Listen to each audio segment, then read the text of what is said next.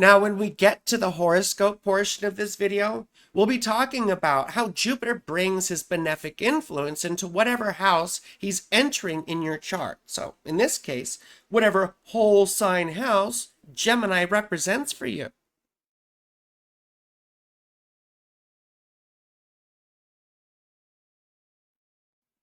So as you probably know, Jupiter's about to go into Gemini this weekend, on Saturday, May 25th, right after my birthday. Yes, I am a Gemini.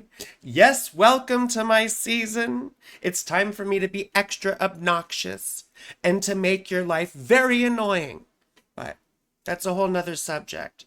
What I want to do right now, though, is talk about what Jupiter in Gemini means for you by doing your horoscopes, of course.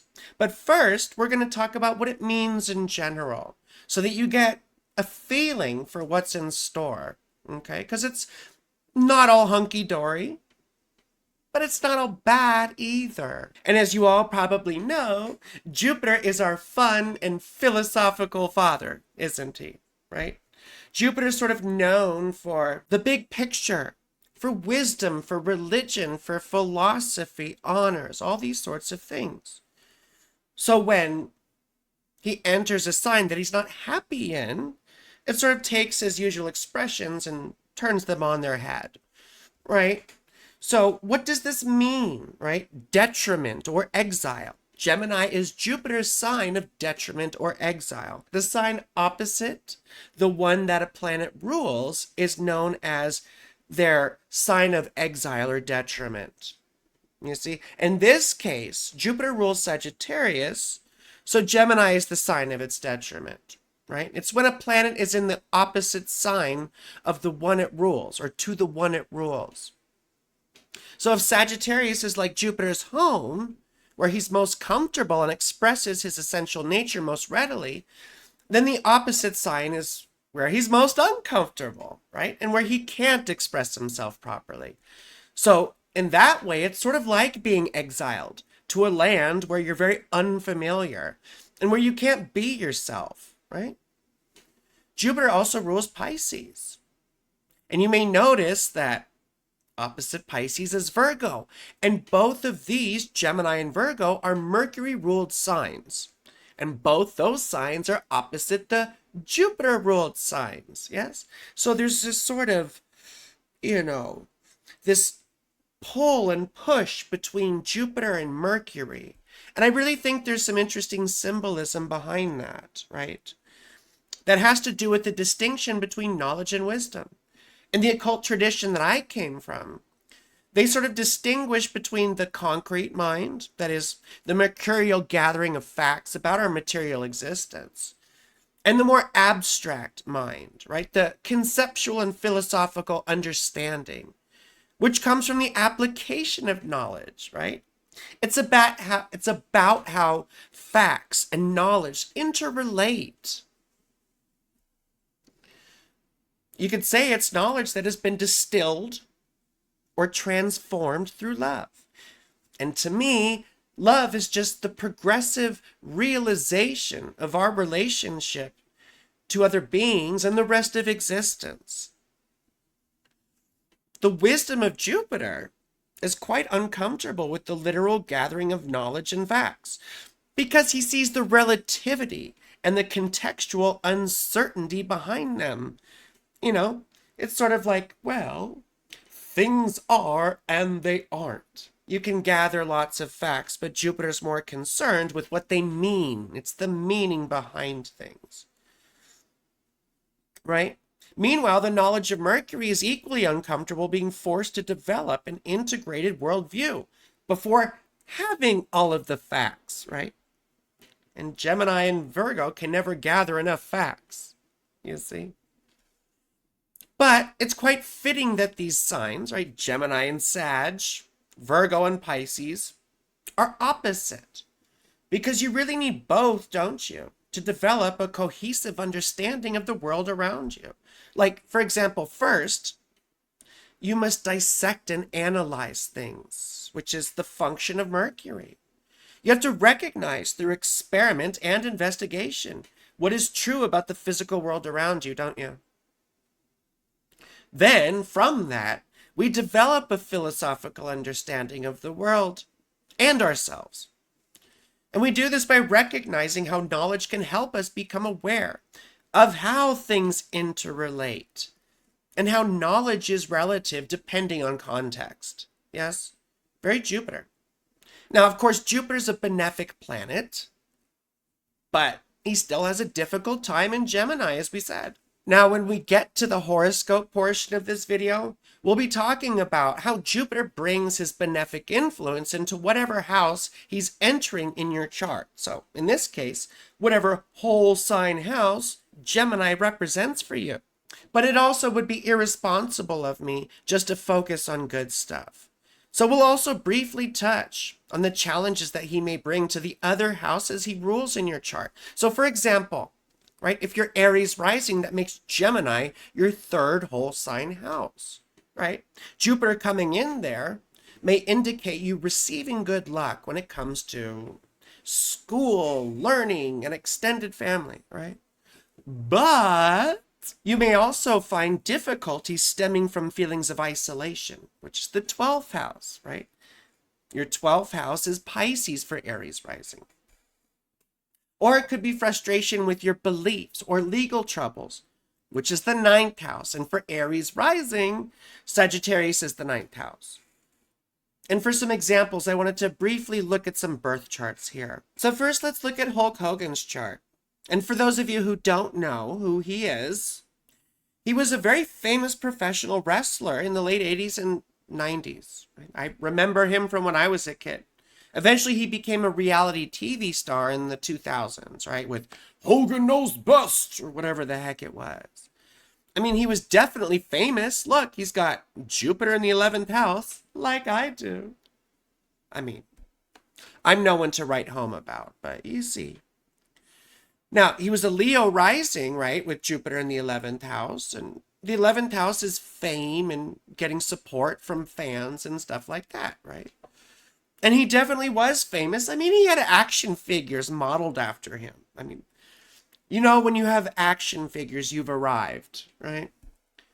But you can also see that Jupiter isn't happy in Gemini. And Jupiter also rules both his 5th house, right, and his 8th house. And Hogan's career began to unravel after there was a significant sex scandal. He cheated on his wife with another woman and on camera, right? Candid camera. And of course, the sex tape became infamous, which, right, is one word we'd expect from an unhappy Jupiter in the 11th house of fame, right?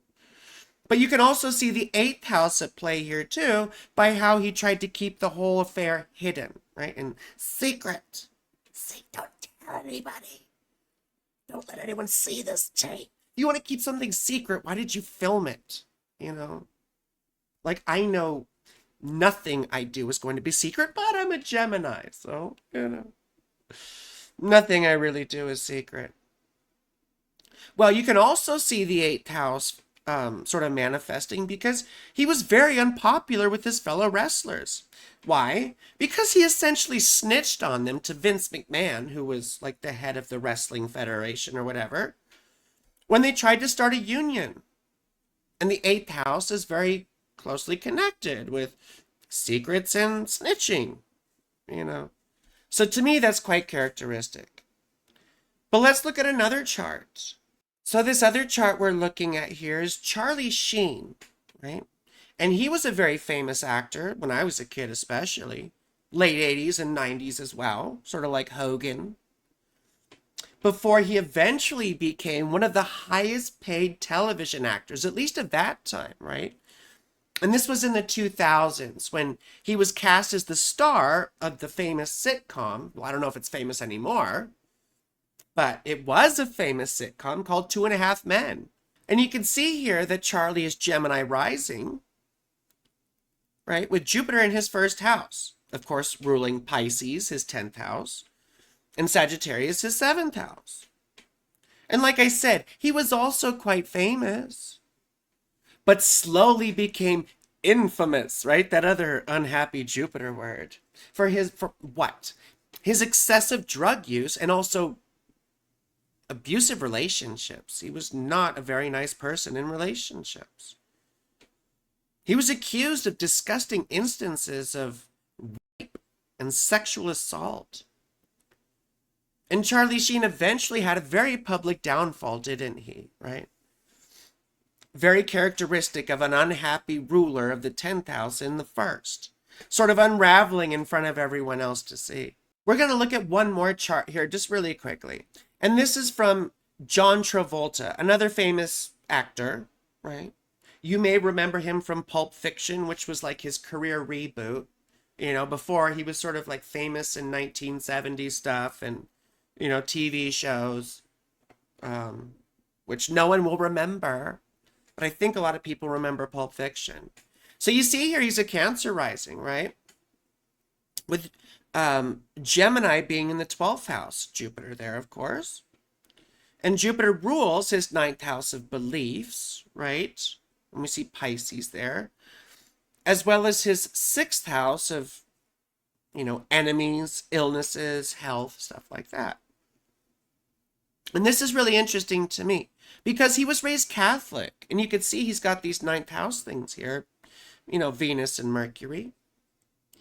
But at 21, he left Catholicism to join the Church of Scientology, right? And we know that that organization is quite sussy, if you will. Very secretive, and there's a lot of abuse and weird stuff surrounding, you know, them and their, I don't know, what do you call it? Their congregation or their membership, right? So it's really interesting to me because this, you know, the Church of Scientology essentially takes over your life, right? So, I mean, that's obvious with this whole thing and the secretive nature and all that. But he also struggled with his sexuality a lot, you know. And it became a point of contention. I think he was accused of some sexual assault instances as well. Like, you know, it's great if you come out. I mean, I'm pretty gay. But at the same time, it doesn't excuse all the awful stuff you did. Like, coming out doesn't mean it just shoves all your abuse under the rug, right? So, and that's very 6th house stuff. You see, splits and schisms and conflicts from all these things. Not just his religion, but also, you know, his sexual behavior. Now back to the transit charts for today, because we got to get into your horoscopes. But first, I think it's really interesting to note the world events that seem to correlate with Jupiter and Gemini, especially with the United States, right? And in the United States birth chart, which, I mean, we call it the Sibley chart, it was named for the man who first cast it that we know of. And in that chart, the United States has Sagittarius Rising with Gemini as the 7th house, right, of partnerships and adversaries. That's what people don't recognize or remember about the 7th house quite often, is it does represent opponents, adversaries, and contests because it's opposite the first. So it's the other, which is often partners, spouses, stuff like that, but it can also be opponents, right? So it's really interesting to note that we've had a presidential election in the US every time Jupiter has gone into Gemini since 1988. Even the 2036 election is supposed to be Jupiter and Gemini as well, but I'm not even sure if we're going to have one. You know, who knows what's going to happen this year. So it's a lot of crazy stuff. Think about what an election is. It's a contest between two opponents.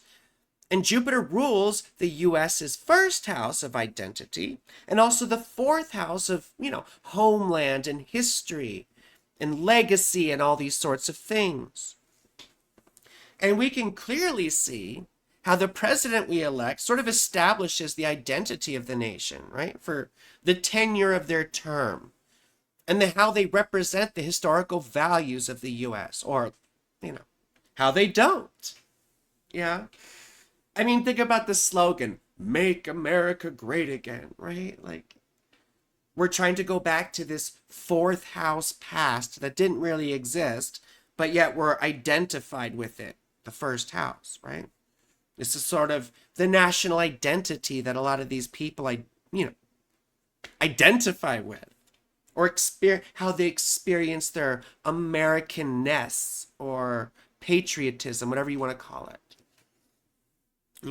Trying to go back to a romanticized past that never really was. Now, besides elections, there's a couple interesting things.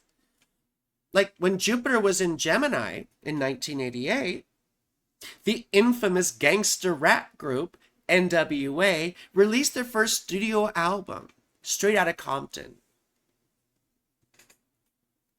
Right? They brought the conflicts and struggles of life in the inner city streets to the awareness of the American mainstream. I mean, I had Straight Outta Compton on cassette tape when I was like 12 years old, and I remember I knew all the lyrics to a bunch of the songs. And I remember in particular, Fuck the Police, right, was a great example of this struggle, because people didn't think so much about, at least in the mainstream, about how people in the inner city struggled, especially Black people, struggled with, police brutality and all these other sorts of things. Well, around the same time, too, in 1988, the infamous conservative radio talk show host Rush Limbaugh began his career. And his radio program stoked the fires of political animosity in the United States, which ultimately would lead to political violence. I remember my parents used to make me listen to him in the car in what was that? In the 90s? Yeah. And he helped set the stage for the dissolution of democracy that we possibly face right now. And it's funny because, well, it's not funny, it's gross.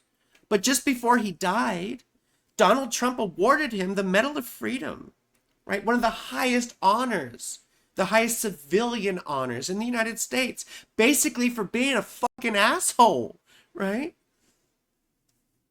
Ugh. I mean, he was basically like Joseph Goebbels, in Nazi Germany, just with a longer and more successful career, if you want to get down to brass tacks. I'm only saying this stuff to illustrate how Jupiter in Gemini does often bring division and opposition, especially in the United States, right? Being that it's the 7th house. So just be aware, of course, that Jupiter's great. He's a benefic planet, yeah, generally. But when he's not happy in Gemini, there are adverse effects. There's still good stuff. We're going to talk about good stuff when we get to your horoscopes, Like, I don't know. I don't like Rush Limbaugh, of course, or I didn't. But I sure do love NWA. That was, interesting. I remember when I had the cassette tape, my dad got all upset. He's like, "What's this? F the police?" No, I mean, he was military, so of course. That was not good. Anyway, it's time to do your horoscopes, of course, for this fun occasion. And yeah, there's plenty of good stuff to talk about. But I'm also going to be upfront with you, about what challenges you may have to face during this transit.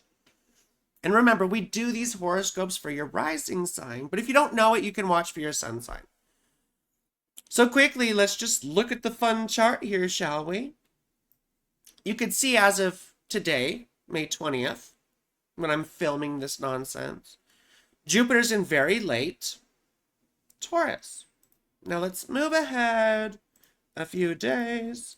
See, Jupiter's getting close. You see Venus and Jupiter make a brief conjunction. She goes into Gemini, and then Jupiter's not far behind.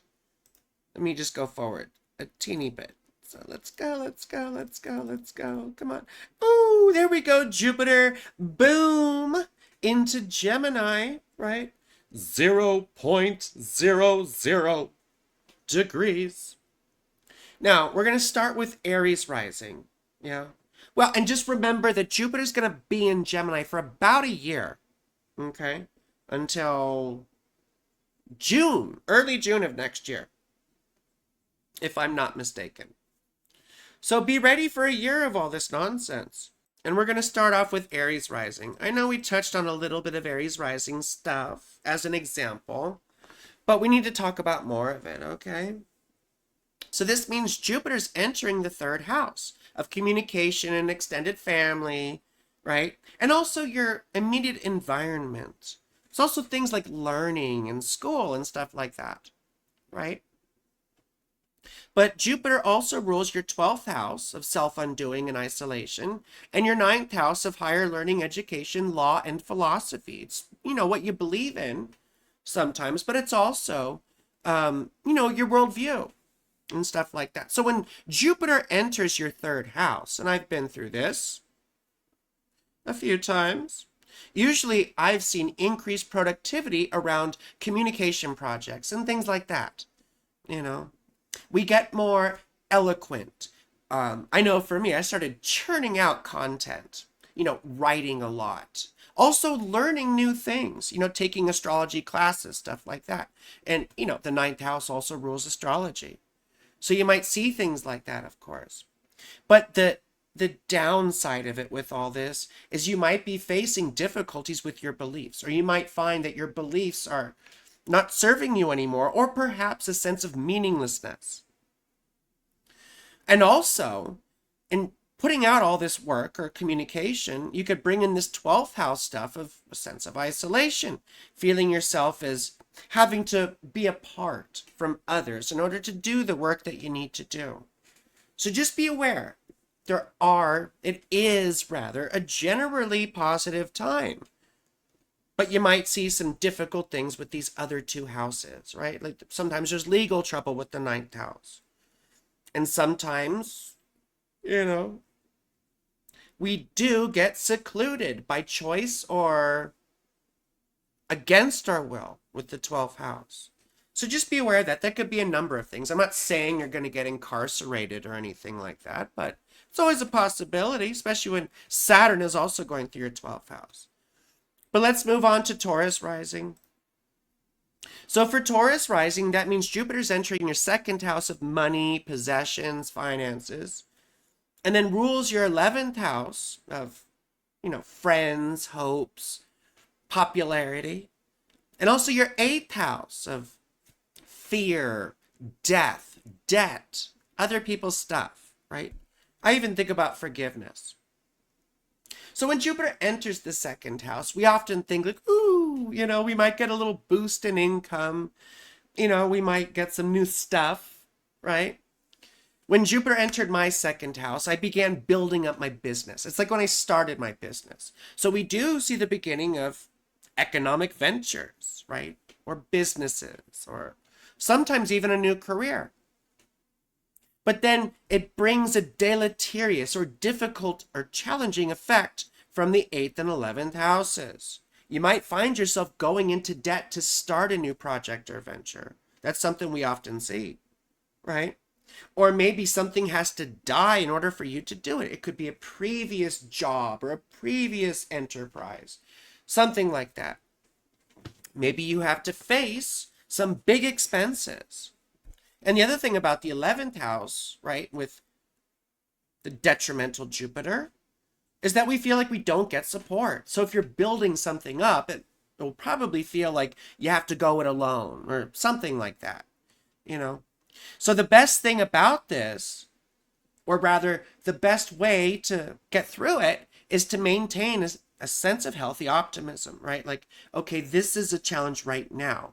I might be feeling alone with all this stuff right now. I might feel like I'm not getting enough help right now, right? And this is a general, the general feeling of Saturn in the 11th house as well. Feeling like you're not getting enough support. So you're going to have to learn, especially during this phase, or adapt yourself to doing things on your own. Or perhaps not getting enough support, or having support sort of fall out from under you, if that makes any sense. Okay. But we're going to move on to Gemini Rising now. So for Gemini Rising, this puts Jupiter going into your 1st house which is like, oh, yay, right? Jupiter going into the first house. Now, one of the, stereotypes with this transit is that we gain a little bit of weight. And that did happen to me when Jupiter was in my first house. But it was also at the same time that Saturn was too, which tends to make us lose weight. So it's like, we sort of break even. But you also have to see that Jupiter rules your 10th house, where Saturn is now, and your 7th house. So 10th is life direction, 7th is partnerships, marriages, all that sort of thing.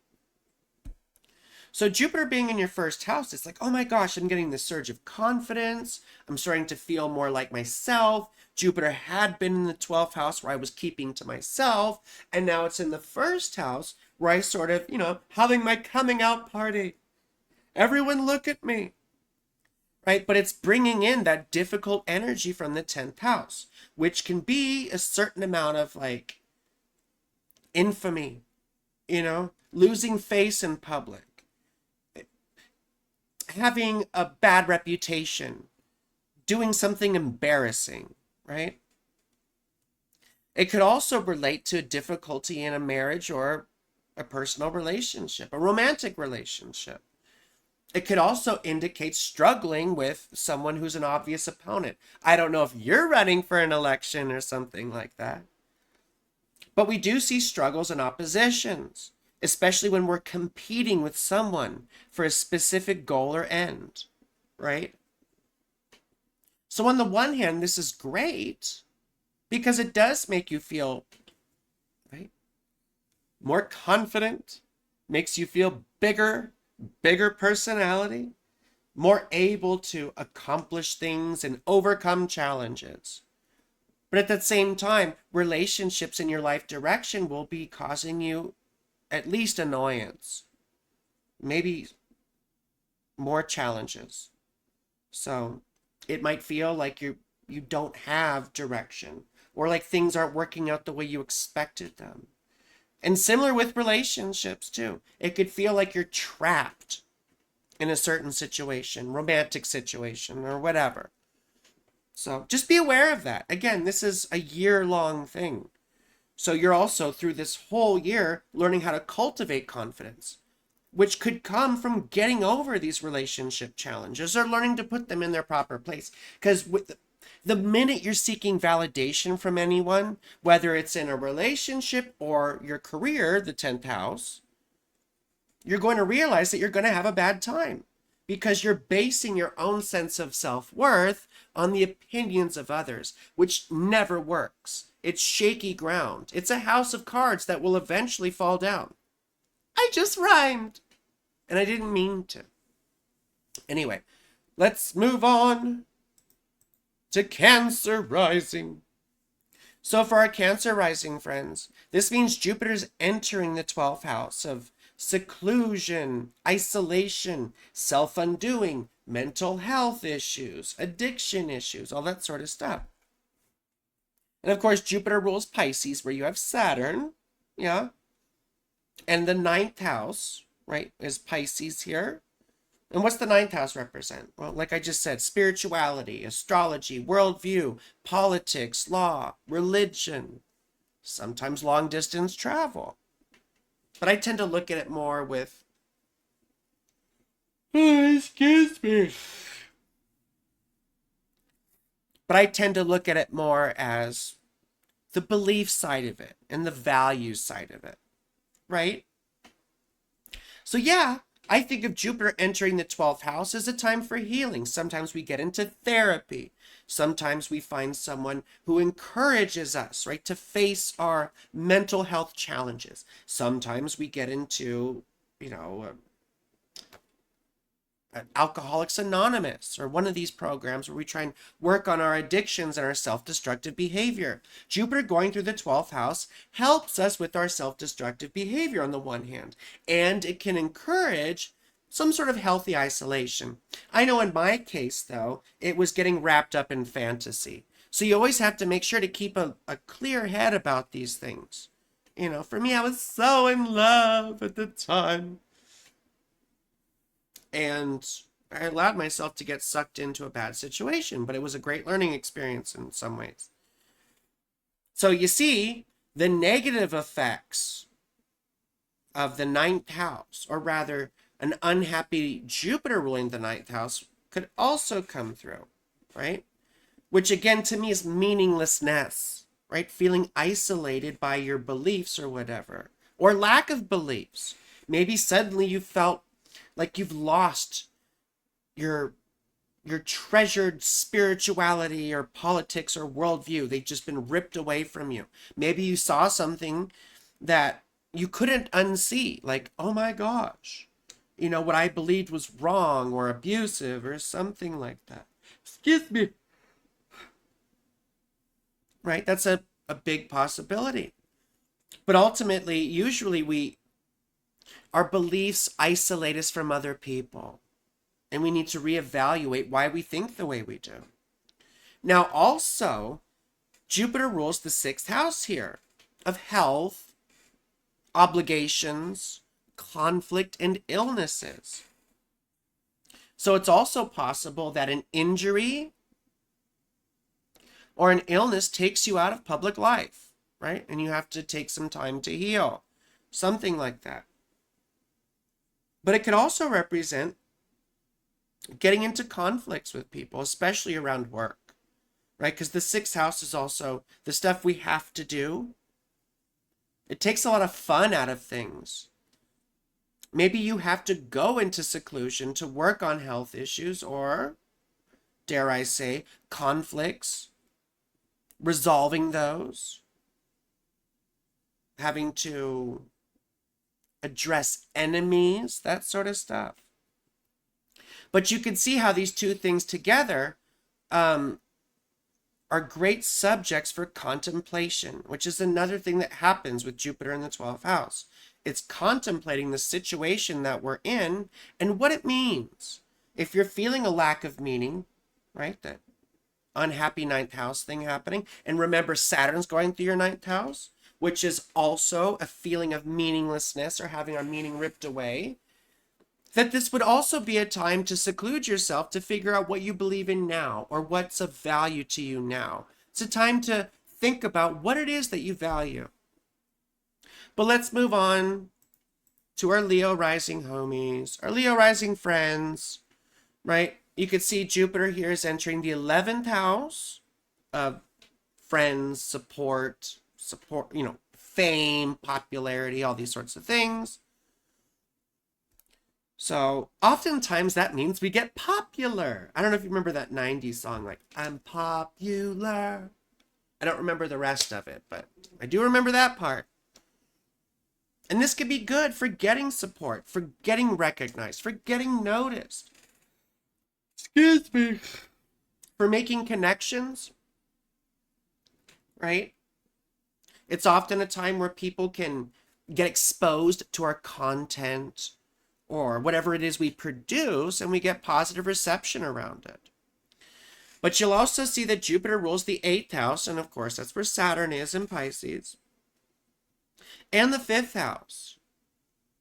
So on the one hand, you have to be careful of sexual scandals, like we talked about Hulk Hogan or whatever. Or, perhaps there's a sexual liaison that there was something embarrassing about, and they tell everyone or something like that. We lose a little bit of face or whatever. Or it could be, because the 5th house is also children and fun, it could be that our kids go through something more difficult or challenging, or they lose face, or they have an embarrassing thing, or they get bullied perhaps, you see? The other side of it is the 8th house, right? It could be that you owe a bunch of people money. But you see, with the Saturn going through the 8th house and all this too, the essential theme for this time, especially over the next year, is about learning to cope with loss, right? Could be a loss of friends, it could be a loss of income, right? With Jupiter ruling that house. And it could be, once again, feeling like you don't get enough support. This time, I would say it's more material support, though. Perhaps you have a loss of money, unforeseen expenses, or perhaps someone important to you, a friend perhaps, cuts you off or you cut them off. And that can be quite a painful experience. But what you're learning here is to let go. To let go, and that the most important relationship is the one to yourself. And we often learn something about that while going through embarrassing events.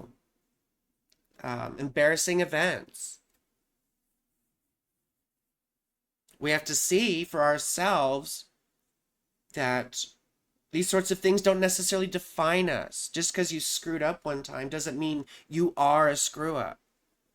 People might reject you a little bit, but the important thing is that when you lose, you don't lose the lesson. You take it as an opportunity to work on things and do better in the future. Well, let's move on to Virgo Rising. So for our Virgo Rising friends, you see Jupiter's entering the 10th house, which is like, oh, yay, right? I'm getting new opportunities. Hooray, Jupiter 10th house. Excuse me, I'm so tired. But the cool thing about this, on the one hand, is that we get prominence. We talked about Jupiter in the first house as sort of bringing attention to ourselves. But Jupiter in the 10th house is where we make progress, where we actually make things happen. We do things. We get recognized. Sometimes we start new jobs. Sometimes we get opportunities that we weren't expecting. It's all very fun stuff. And you'll have Venus there too. Excuse me. The downside, though, is that Jupiter rules the 7th and the 4th houses. So there could be challenges around those. So for example, maybe your spouse or partner meets someone else, right? Or they have sort of a public fall from grace or losing face, something like that. Remember, unhappy Jupiter sometimes brings infamy. So here we might have a struggle with relationships. And of course, that's where Saturn is too, which can either force commitments, like very binding commitments that you start feeling suffocated in or stifled in. But it can also bring breakups. It can bring the straining of relationships. Both of those can be equally terrifying depending on who you are. And for the 4th house, it could very literally signify breaking with our family or our fathers or their views and their past. But also more symbolically, it could mean, just sort of breaking off from your family legacy. Whether that's like a religion or political values or something like that. Oftentimes they say the sins of our fathers hold us back or whatever. Like, this is cutting yourself off from the sins of your fathers. Hopefully. So it could also be very private, hidden things of the 4th house. The 4th house is also hidden things being exposed in the 10th house, which is more embarrassing type stuff. So just be aware that's another possibility for Virgo Rising, you see. But let's move on now to Libra Rising. So now you see Jupiter's entering the 9th house, which is very cool, right? We think of Jupiter in the 9th house.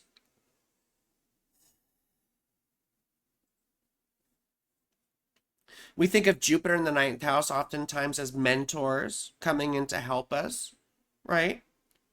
We also think of it as new beliefs and new values, sometimes exploring the philosophy or religion or politics or law.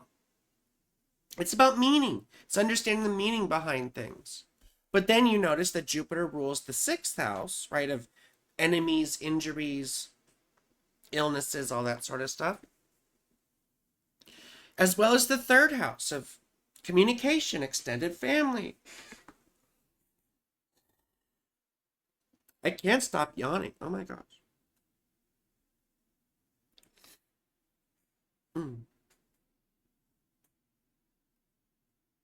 Also your immediate community, learning, all that sort of thing. So Jupiter going into the 9th house could signify a belief system that sets you at odds with your family or your siblings. It could also be talking a lot of shit or talking out of your ass. Talking about things that you don't really know about. This transit often signifies that you need to spend a lot of time learning and researching. If you're going to communicate something of value regarding your beliefs, you better know what you're talking about. And then when the 6th house is represented here, you see, Jupiter forces us to, or rather Saturn forces us to do things that we don't want to do in the 6th house. And Jupiter being unhappy ruling that often signifies that we're going to have conflicts around what we believe, probably with other people. It could also signify, having issues if you're in university or whatever, having issues at school, having delays perhaps in graduation or whatever, getting caught cheating. I don't know. Something like that. But still, this is a great time over the next year for you to develop more and more what it is that you believe or your worldview. And of course, it's an election year, so it's very apt that this is a time to do it. Also to stand up for what you believe in, right? With Jupiter ruling the 6th house, standing up for what you believe in could cause struggles and conflicts. So just be prepared for that. We could also see struggles and conflicts with siblings, aunts, uncles, cousins, So remember, as we approach cookout season, 4th of July, and all that sort of stuff, that talking a lot about these things with family can upset people and sometimes disturb family relationships. I'm not saying it's necessarily wrong. It's just something you have to be aware of and ask yourself whether it's worth it. But let's move on to Scorpio Rising. So for Scorpio Rising people, Jupiter is going to enter the 8th house here. And the 8th house, as we said before, is death, debt, fear, forgiveness, other people's stuff, taxes, all these sorts of things. So there could be some luck from death. And we often see that manifest in things like inheritances. Sometimes we get a tax refund or, we have our expenses mitigated a bit. There could be debt relief or debt consolidation. Yeah. And Jupiter's just left the 7th house of relationships. So over the past year, there's been a big reappraisal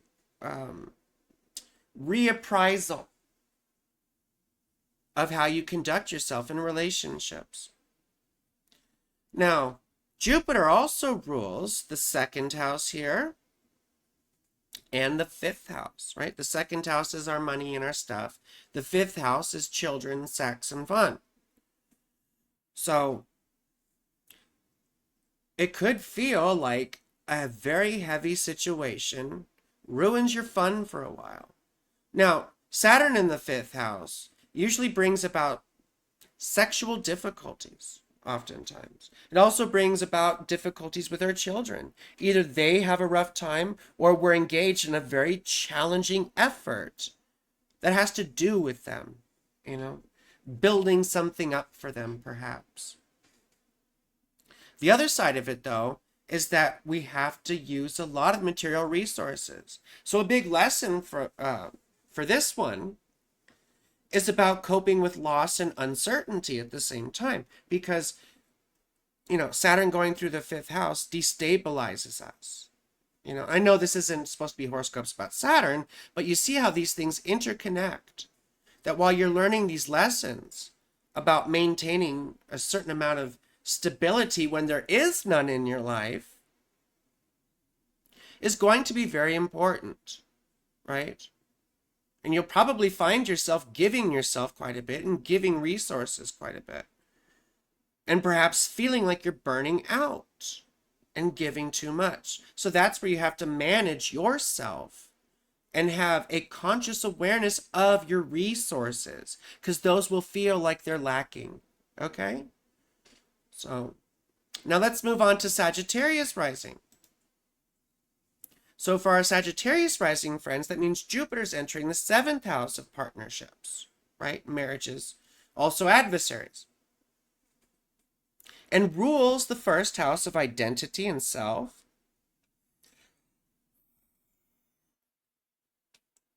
And the 4th house of, private life, fathers, home, legacy, all that sort of stuff.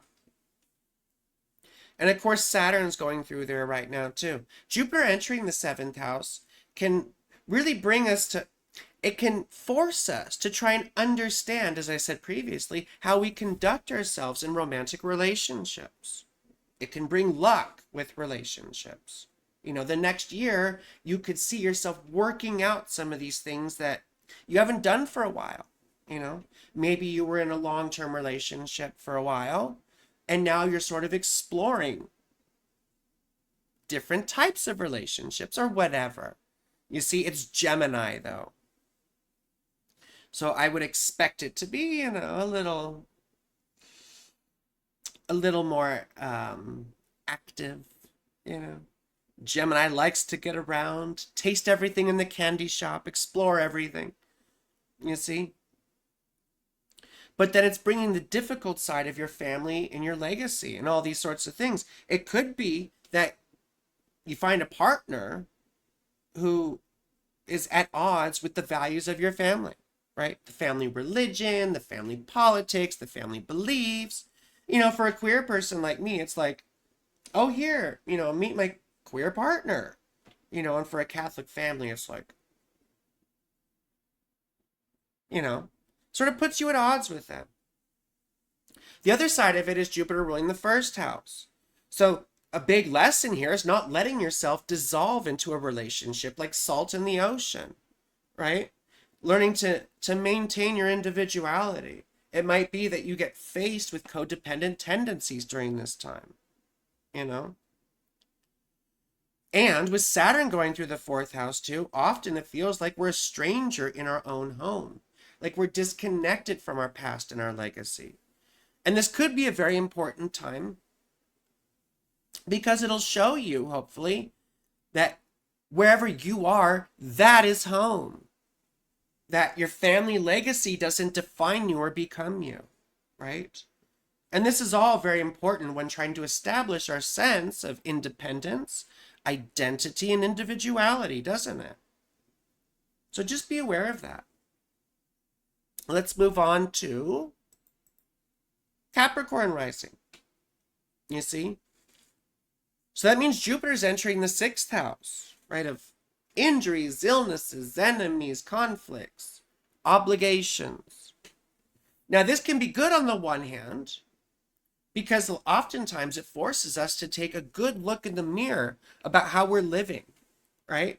How we're conducting our health, how we are, if we're getting enough sleep, if we're getting enough nutrition, right? Exercise, things like that. So it's definitely a year to try and get your life under control and start handling things that you were avoiding before. It's not necessarily a time where we feel super accomplished, but it's more like we're addressing things that we'd left undone. Perhaps this is the time when you start working on a health issue or a health crisis that had been plaguing you. No pun intended. The other side of it, though, is that Jupiter rules your 12th house of isolation. Yes? So it could feel like you need to get away from people in order to heal whatever these sorts of things are. When I think of Jupiter going through the 6th, 8th, or 12th houses, I think of healing in some way. Needing to learn self-care. So if there was a physical injury or something like that, needing to slow down and stop to focus on yourself. If it has something more to do with an enemy or an external conflict, learning how to make amends or how to just let go. And sometimes you just have to go no contact with people. You see? Anyway, the third house part of it too could be fights with siblings, difficulties with family, right? Extended family. Falling outs with aunts and uncles, things like that. Conflicts with them. It could also be trying to find your voice again. You see, with Saturn going through your third house, the challenge here is with your immediate community and sometimes education, learning, and communication. It could feel like you are unable to express what you believe or what you need to say to others. Perhaps you feel like you can't forgive other people. You're too nervous or nerve-wracked to resolve conflicts, and you let them just kind of fester and carry on. And that doesn't help anyone. I think of Saturn going through the third house as stifling speech and expression. And oftentimes leading to, I was about to say isolation, but because the third house is our immediate community, we start feeling cut off from that community or rejected by it in some way.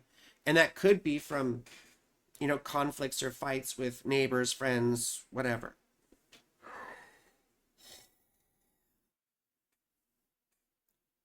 It could be trying to fight City Hall for all I know. So, but let's move on to Aquarius Rising. This is me, of course, right? And Jupiter is entering our fifth house of sex, fun, children, romance, all that sort of stuff. So what I'm hoping for here is that it really, really does bring some positive stuff with my and my child's relationship, because, I love my daughter very much.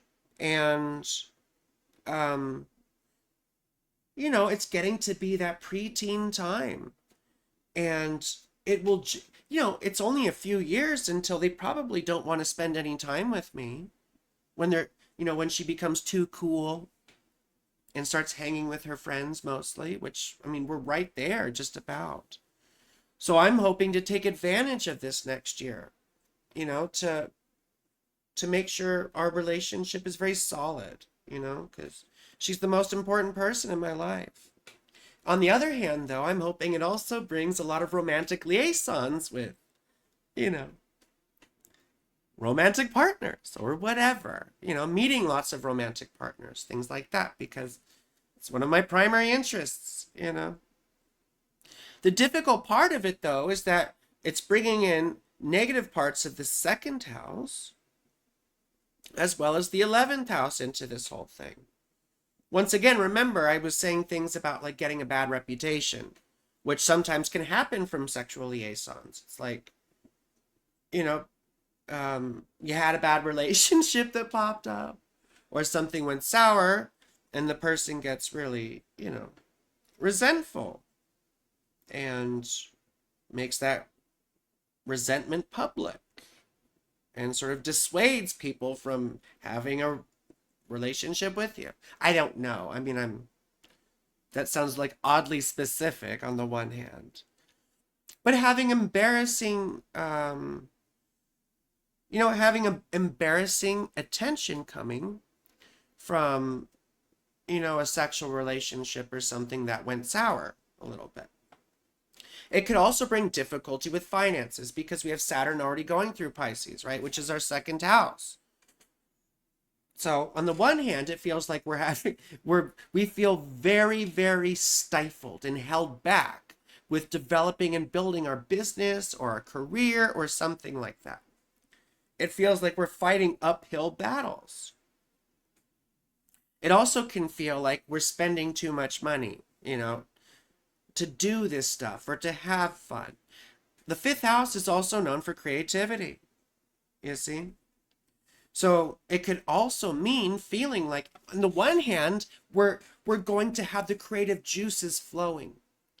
On the other, there's going to be material obstacles to bringing that stuff into fruition, right? If we're engaged in a creative project or building a business, we're going to face significant roadblocks with that sort of thing, right? Keeping track of your resources, your money, all that sort of stuff. And also having supporters and friends and fans, right? I mean, for content creation, that's a really big thing. And you could have a lot of your content sort of not well received during this time. Doesn't necessarily mean that. That's just one possibility. But let's go to Pisces Rising now. So for Pisces Rising, this means that Jupiter's entering your fourth house, right? Of home, family, legacy, fathers, the past, private life, right? But Jupiter also rules the 10th house and the first house. It's the whole mutable axis going on here, minus Virgo. And Jupiter entering the fourth house, I just had this for a year, you know. And it was pretty nice. On the one hand, we can experience more support from our family or our family legacy. Sometimes we have,